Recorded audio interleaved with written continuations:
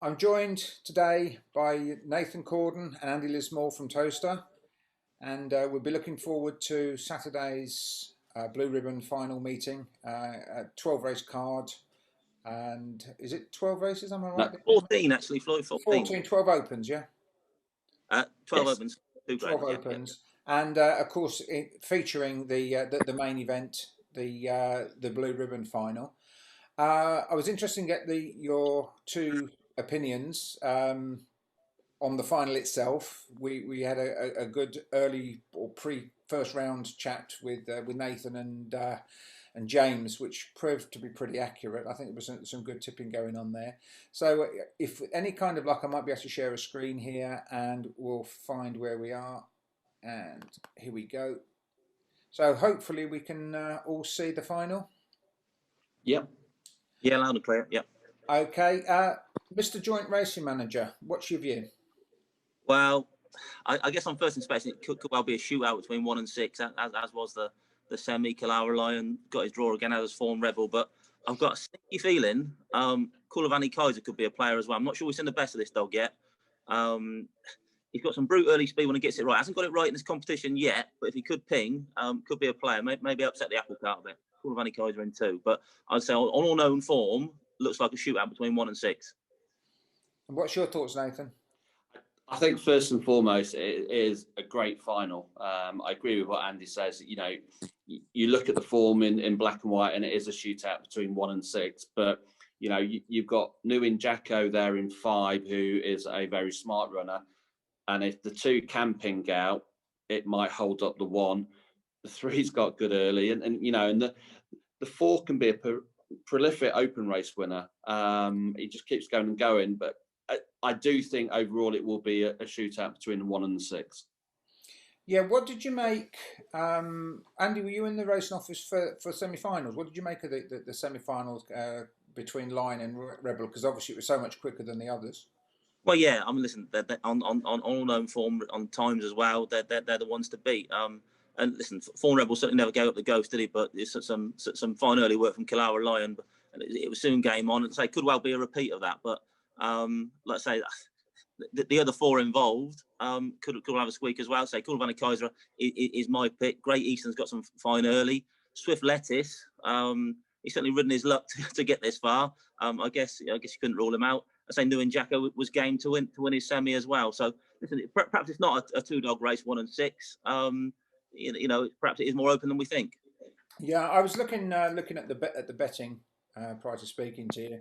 Kalara Lion 6-4. Do you think that's about right? On the draw, I'd probably say that's fair. Yeah. What price was Form Rebel? Form Rebels 3s, Nguyen Jacko 5, Kulavani is 11-2, 12 Great Eastern, 16 Swift Lettuce. Well, 3 to 1 about Form Rebel, I would think would be generous. Yeah. On that first round display, Yates, he said on your website, he's the fastest dog in training. Well, Yates is a fair judge, and you know if he's got his draw, 3 to 1 sounds fair then about the Rebel. I mean, you can look at the race a number of ways. I mean, simply on the sectionals, the dog was 9 spots down on his sectional in the semi-final from his previous run, and he was beaten half a length. So, whichever way, I don't see there being sort of a 1.5 difference between the two of them on that form, not half a length when they both had a clear run, but there's only half a length between them. It's a lot of margin between the two, isn't it? It is, but you know, the 6 has got to come out to beat the 5. The 5's got a little bit of early as well, and you know, Nguyen Jacko, we know, is a big time player in the big finals. Yeah, certainly. If you go back to the Monmore form, when he gets it right, he's a very, very fast dog, isn't he? Yes. And looking at the rest of the card, obviously we spoke earlier. The open races were a little bit thin on the ground on Saturday. Bearing in mind you're competing with a Crayford morning card for the Golden Jacket and the Stayers, and there's also some very decent opens, no doubt, be on at Monmore, which is the last opportunity before the Winter Derby and the Ladbrokes Poppy Derby. Still some decent hounds on show. A couple that clearly jump out. I Am the Royal in the marathon taking on Affirmed. I think that will be a 2-dog race as well. You know, it'll be it's going to be a stiff test, that distance at Towcester for 8 bends. So it'll be really, really interesting to see Yes, a battle for those two. and also the other one that I noticed, you've got Spartacus Master, the track record holder for the 500. Again, it'd be just nice to see him perform and get a good run. He looks a dog that's absolutely made for Towcester, doesn't he? He loves it around there. Like I say, even in trials, he just moves so well.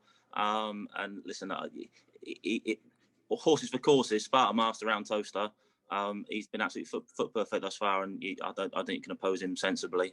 It's poetry in motion, the lad. One dog I would like to see, do well is that Romeo Speedy for John Mullins, obviously winner of the race that wasn't, goes in race one in the first. It's still a maiden now, Romeo Speedy, despite being the winner of the race that wasn't in the Blue Ribbon. So I'm hoping he can go well for John Mullins. Very much so. I mean, after you haven't had a lot of luck with this event so far, cancelled first meeting and then the problems, and obviously the terrible issue with Bocco's Doomy. But fingers crossed it all comes good on the day. Yeah, well, I think we're hoping that all the bad luck gets used up now, and we can crack on from there. Just interesting what Andy said there about Romeo Speedy. He was impressive in the no race, but actually in that race, there's one I'm looking forward to seeing is Trap 6 Magical Ezra. Came over with a good reputation from Ireland. Won its first race in Galway by a good distance and a good time, and had a bad injury. I think got in a trial at Central Park. I think they think a lot of the dog. The dam's liticist. It's a liticist. It's a magical bail. So I think a lot of it is expected. So should be in for a good run. I think got a bit lost in the trial the other day, didn't he, Andy? Yeah, a wee bit. But say first look. One of the runner in that race, Penny's Plumber, Trap 1 in that race as well. I know Mark thinks a lot of him was fairly disappointed that he didn't get in the Blue Riband itself, but had only just won an A3, so couldn't really accept him at the time. Felt a little bit guilty because he had a 29.77 on the card, albeit in A3, and I think they're looking for a little bit of payback and maybe sort of open his maiden account there with Penny's Plumber. Could be a player in that race as well. Excellent. And just a reminder for everybody, of course, this is Towcester TV, $5 the subscription. What time's the first race? 3:23. 23, yeah. 3:23. So, well, fingers crossed. You had a very sort of significant interest in the first night, didn't you? The one that was cancelled, and then followed it up then with the free meeting that you put on. Was it over 3,500? Was that? Around 3,500 people subscribed to that. So, it would be nice to think that we could get something similar to that on Saturday. I know we're now charging the £5 and that was free, but similar sort of time of the day, Saturday afternoon. Who wants to watch rugby or anything like that when you've got top quality greyhound racing on? Sold. Gentlemen, thank you for your time.